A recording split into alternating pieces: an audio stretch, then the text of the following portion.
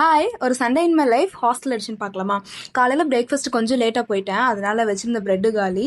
So கொஞ்சமாக சேமியா சாப்பிட்டேன். ஏன் கொஞ்சமாக சாப்பிட்டேன்னா மதியம் பிரியாணி போடுவாங்கன்னு. மறுபடியும் ரூமுக்கு போன அப்புறம் 11 மணிக்கு மேலே பசிக்க ஆரம்பிச்சிருச்சு. ஸோ திரும்ப கொஞ்சம் ஸ்நாக்ஸ் சாப்பிட்டு ஈகராக வெயிட் பண்ணிட்டு இருந்தோம் மதியம் பிரியாணி சாப்பிட போகிறோன்னு. அப்போ தான் வந்து லஞ்ச் வந்துச்சு. பார்த்தா மீன் குழம்பு. என்ன நினைக்கிறீங்க? மீன் குழம்பு போடுறாங்க கைஸ். நான் காட்டுறேன் அந்த மீன் குழம்பு எப்படி இருக்குன்னு. காலையில நாங்க சாப்பிடல, சரி ஏதோ நல்லா போடுவாங்க பிரியாணி உட்காந்து நாங்க காலையில சாப்பிட பொட்டேட்டோ சிப்ஸ் 4 தின்னுட்டு இருந்தோம்.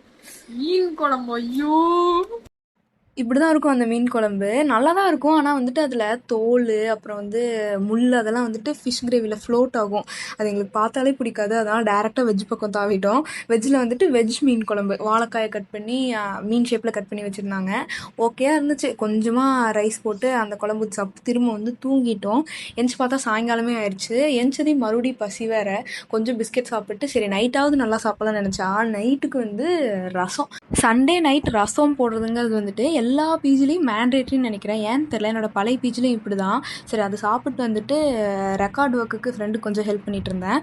அவ்வளோதான். இப்படி தான் என்னோடய சண்டே போச்சு. உங்கள் ஹாஸ்டலில் உங்களுக்கு போடுற டிஷ்ஷில் எது ரொம்ப பிடிக்காது அப்படின்னு கமெண்ட்டில் சொல்லுங்கள்.